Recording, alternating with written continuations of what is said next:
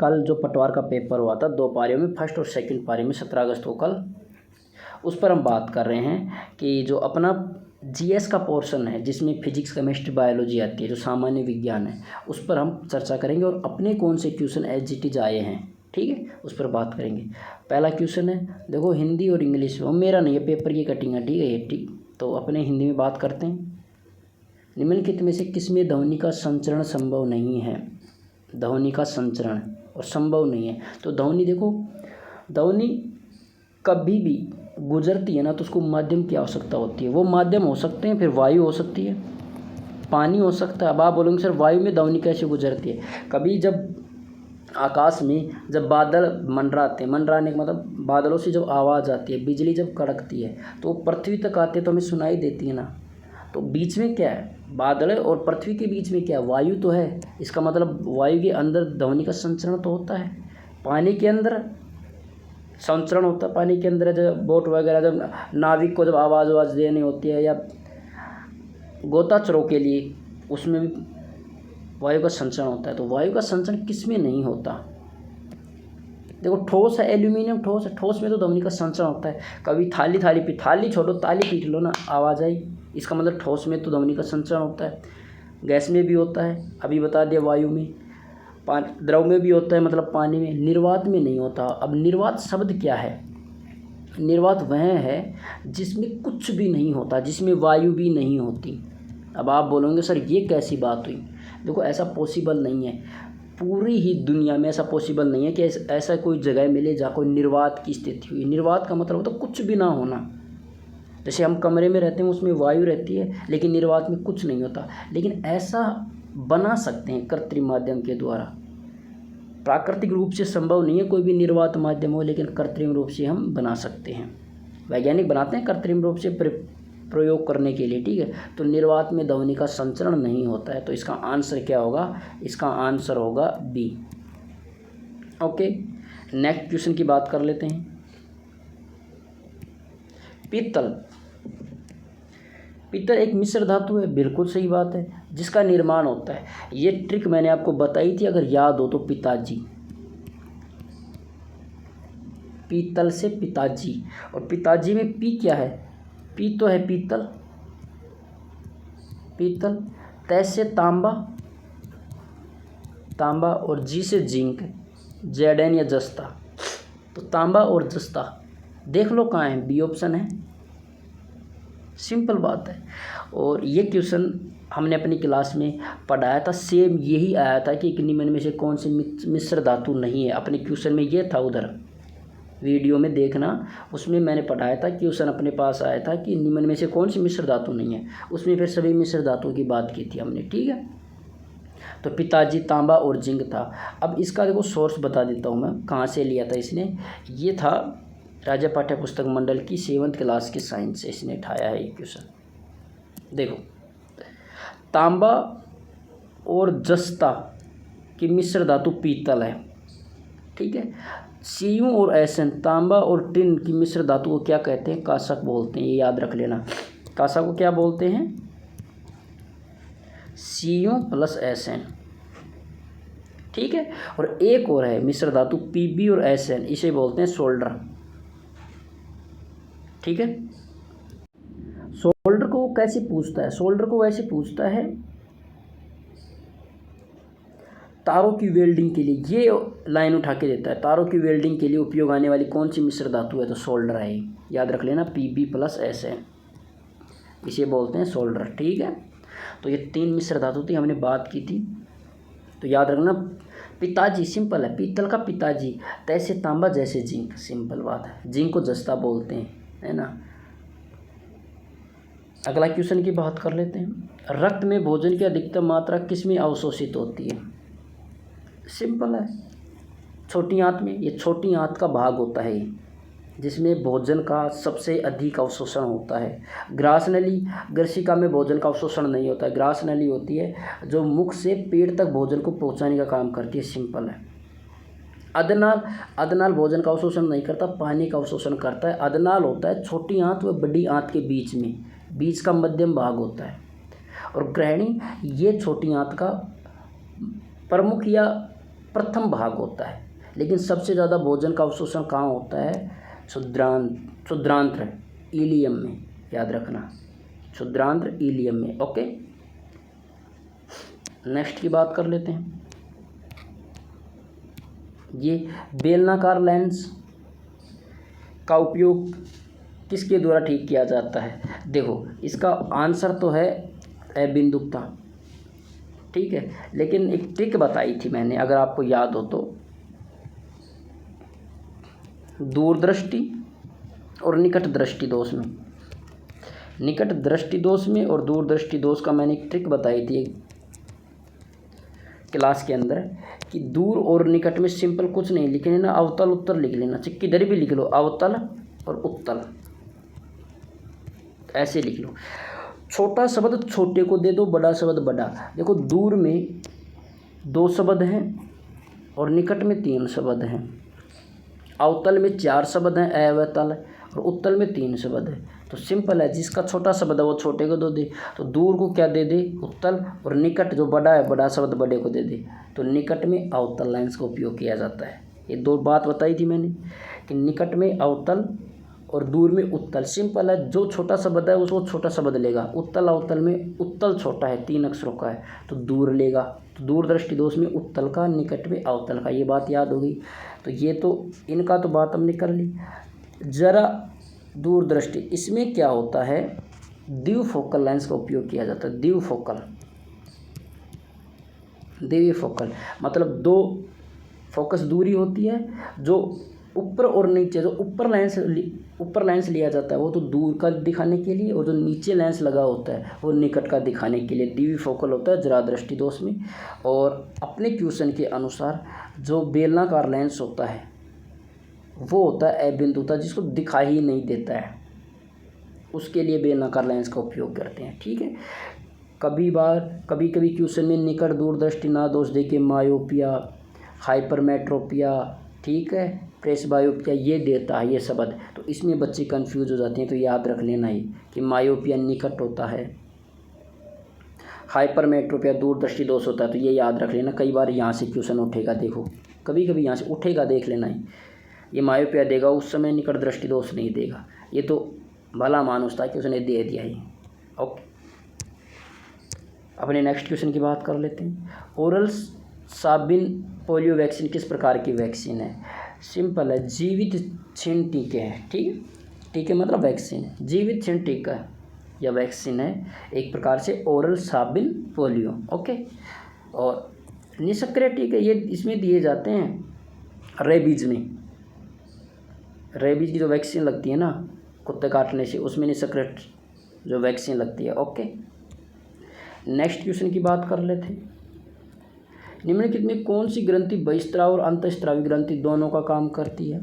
अग्नाशय ग्रंथि है जो अंतःस्त्रावी इंसुलिन के रूप में और बाह्यस्त्रावी भोजन के पाचन जैसे हार्मोन को स्रावित करती है। तो अग्नाशय दोनों का। थायराइड ग्रंथि तो होता है, गलगंड रोग होता है जो ज़्यादा विटामिन डी की कमी से, है ना, सॉरी विटामिन डी की कमी से नहीं, आयोडीन की कमी से,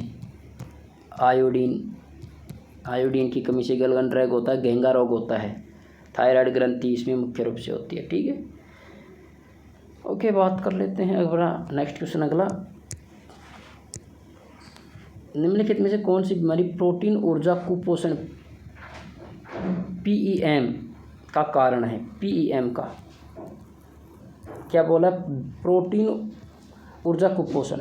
अब जिसको सिंपल बात, अगर ये थोड़ा बहुत भी अगर पढ़ा हो जिसने, सिंपल है, और गलती से किसी ने मेरा वीडियो देख लगा तो वो कर ही देगा। देखो इसमें PEM के बारे में, इसका भी आपको बताया था, विटामिन C से होता है, रिकेट्स होता है विटामिन D से, बेरी होता है विटामिन B से, तो ये सभी विटामिन से हो रहे हैं। तो मरासम्स, ये क्या होता है? एक शब्द आता है क्वार रेशियो, ऐसे कुछ आता है जो बच्चों में ही होता है 0 से 4 के लिए, ठीक, तो मरासम्स होता है। ओके, तो प्रोटीन ऊर्जा कुपोषण के लिए मरासम्स होता है, ठीक है। बाकी देखो विटामिन C से स्कर्वी, विटामिन D से रिकेट्स, और विटामिन B से बेरी होता है, और विटामिन A से रतौंधी होता है। ओके, विटामिन A से क्या होता है? रतौंधी। नेक्स्ट अब आती है सेकंड पारी की बात कि सेकंड पारी में कौन से क्वेश्चन आए थे, इस पर बात कर लेते हैं। देखो ये पहला क्वेश्चन है, इंग्लिश और हिंदी दोनों में ये। तो निम्नलिखित से, ये ज़रूरी नहीं कि इसने जो टिक लगाया है, ये पेपर में जिस टिक लगाया वो सही है, नहीं, अपना देखना है, पढ़ना है, ठीक है। देखो इसी को पहला ही गलत किया है इसने। तो देखो निम्न में कौन सा समूह वसा में घुलनशील है, किसमें, वसा में। दो होते हैं, एक तो वसा में होता है, एक पानी में होता है। तो वसा में घुलन होते हैं ADE के, जबकि पानी में घुलनशील होते हैं B और C। वसा में ADE के और जबकि पानी में B और C है, तो इसका सही आंसर होगा C, ठीक है। देखो मैं लिख के भी लाया हूँ आपके लिए, तो ये याद रख लेना। जल में घुलनशील होते हैं विटामिन B, C और वसा में घुलनशील होते हैं ADE के, तो ये याद रख लेना। नेक्स्ट क्वेश्चन की बात कर लेते हैं। ये 3 क्वेश्चन है इसमें, ठीक है। निम्न में से एक कोशिकीय ग्रंथिल कोशिकाएं हैं, एक कोशिकीय ग्रंथिल कोशिकाएं हैं जो म्यूकस होता है श्लेष्मा, और श्लेष्मा क्या होता है, चिकनाट पदार्थ होता है जो श्लेष्मा होता है, ठीक है। तो इसमें लिख भी रखा है श्लेष्मा स्नेहक का काम करता है, जो स्नेहक में मदद करता है। स्नेहक क्या होता है, जिसमें चिकनाइयाँ होती हैं, चिकनाई। और म्यूकस क्या होता है, अभी बताया था, श्लेष्मा, ठीक है, श्लेष्मा। तो ऐसी एक कोशिका ग्रंथिल कौन सी कोशिकाएं हैं जो श्लेष्मा का स्त्राव करते स्नेहक के काम आती है, तो ये होती हैं B गॉबलेट कोशिकाएं। WBC श्वेत रक्त कोशिकाएं, ये क्या करती हैं आपको पता है, ये लड़ने की क्षमता पैदा करती है, प्रतिरोधक क्षमता पैदा करती है लड़ने के लिए, ओके। नेक्स्ट क्वेश्चन की बात कर लेते हैं। कुष्ठ रोग है, किसके कारण होता है, कुष्ठ रोग होता है माइक्रोबैक्टीरियम के कारण होता है। इसका देख लेते हैं हम, कुष्ठ रोग के बारे में पूरी डिटेल देख लेते हैं, मैं लिख के लाया हूँ थोड़ा बहुत आपको। कुष्ठ रोग होता है माइक्रोबैक्टीरियम लेप्री, ठीक है, और यह एक संक्रामक बीमारी है। इसे हेनसेन नामक रोग भी कहते हैं, हेनसेन, क्या, हेनसेन नामक रोग भी कहते हैं इसे, ठीक है। तो माइक्रोबैक्टीरियम लेप्री नामक वायरस से होता है ये कुष्ठ रोग, ठीक है। किसके कारण होता है, माइक्रोबैक्टीरियम, वायरस नहीं, जीवाणु, बैक्टीरिया जीवाणु होता है, ठीक है, वायरस का नाम है कुष्ठ रोग। अगर बात करें जीवाणु की बात करें, तो जीवाणु से बताओ कौन कौन से होते हैं, हैजा, टाइफाइड, ये सभी जीवाणु से होते हैं, ठीक है, जीवाणु युक्त होते हैं, याद रखना चाहिए, कई बार पूछ लेता है। जीवाणु, वायरस और प्रोटोजोआ, और इधर दे देगा हैजा, टाइफाइड और कैंसर, इसी के साथ ही एक और बीमारी दे देगा, कोरोना देगा, तो उसे मिलान करवा लेगा, तो ये याद रख लेना, ठीक है। जीवाणु, हैजा, टाइफाइड होते हैं, ओके। तो कुष्ठ रोग क्या होता है, माइक्रोबैक्टीरियम होता है। नेक्स्ट क्वेश्चन की बात कर लेते हैं अपना, नीचे वाला। निम्न में से कौन सा पादप हार्मोन नहीं है, कौन सा पादप हार्मोन, देखो पादप हार्मोन एथिलीन है, सही बात है, साइटोकाइनिन है, सही बात है, एब्सिक एसिड है, एब्सिसिक एसिड है, बिल्कुल सही है, और वेसोप्रेसिन ये नहीं है। देख लेते हैं, याद रख लेना कि कौन सा पादप है, कौन सा जीवाणु या मानव और जो जीवों में जो हार्मोन होते हैं वो है, और कौन सा पादपों में है, ये याद रख लेना, ये लिख के लेके आया हूँ। तो ये कुछ है, तो ये याद रखोगे तो याद हो जाएंगे। देखो पादप हार्मोन ये रासायनिक संदेशवाहक होते हैं, इन्हें फाइटो हार्मोन भी कहते हैं, पादप हार्मोन को फाइटो हार्मोन भी कहते हैं। इसमें एग्जांपल कौन कौन से हैं, देखो एक्सिन है, जिब्रेलिन है, साइटोकिनिन है, एब्सिसिक एसिड है, एथिलीन है। जबकि मानव और पशु हार्मोन में कौन से पाए जाते हैं, इंसुलिन, आपको पता है, रक्त शर्करा को नियंत्रित करने में काम आती है, थायरोक्सिन थायराइड ग्रंथि से संबंधित है, एड्रेनालाइन और वेसोप्रेसिन है, वेसोप्रेसिन ये मानव या पशु हार्मोन है, जबकि ये ऊपर वाले कौन से हैं, ये पादप हार्मोन है, तो ये याद रख लेना। नेक्स्ट क्वेश्चन की बात कर लेते हैं। निम्नलिखित में से विडाल परीक्षण किस मरीज में रक्त का नमूना लिया जाता है, रक्त का नमूना मतलब होता है रक्त परीक्षण, ठीक है, रक्त की जांच, और रक्त की जांच में किसका बताया जाता है, और इसमें लिखा है एक शब्द सकारात्मक, उसका सकारात्मक परिणाम मिलता है। सकारात्मक का मतलब होता है उसको ये बीमारी है भाई अभी, ठीक है। तो टाइफाइड, तो टाइफाइड की जांच के लिए, टाइफाइड नामक बुखार की जांच के लिए विडाल परीक्षण किया जाता है, और सकारात्मक परिणाम का मतलब उसको टाइफाइड है फिलहाल, ठीक है।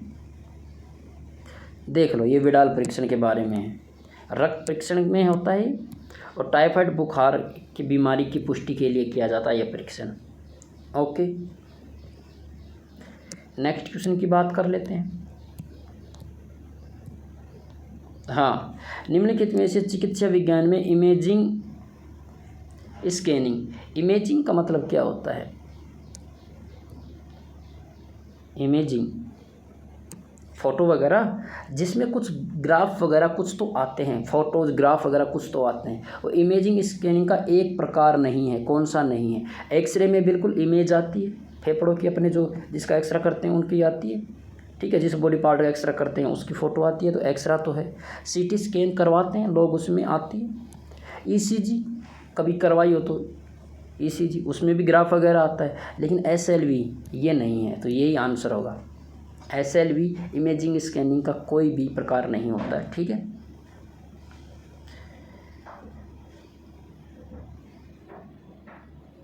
तो ये थे अपने कुछ क्या सभी आ गए इसमें, कुछ क्वेश्चंस थे जो पटवार परीक्षा में जो कल हुई थी उसमें आए थे, अपने जीएस का पोर्शन था, इसका सॉल्यूशन हमने करा दिया। ओके, अब आपको करना क्या है कि अभी क्लास बची हुई है, हमने लगभग सभी क्लासें कवर कर ली हैं। प्रकाश का परावर्तन अपवर्तन की क्लास आने वाली है 1-2 दिन में, तो उसको देख लेना। कल हमने बात की थी, कल परसों हमने रासायनिक और भौतिक परिवर्तन की, उसका कंप्लीट। और अपने क्वेश्चन प्रीवियस ईयर क्वेश्चन है PYQ, ऑथेंटिक सोर्स, उसके साथ मैं बताता हूँ कि ये इस पुस्तक की इस लाइन से उठाया है एज इट इज, राज्य पाठ्य पुस्तक मंडल से या फिर NCERT से जहाँ से उठाता है, ठीक। तो ये देख लेना क्लास को, और जाते हुए चैनल क्या कर लेना, सब्सक्राइब कर लेना, वीडियो को लाइक कर देना, ठीक है।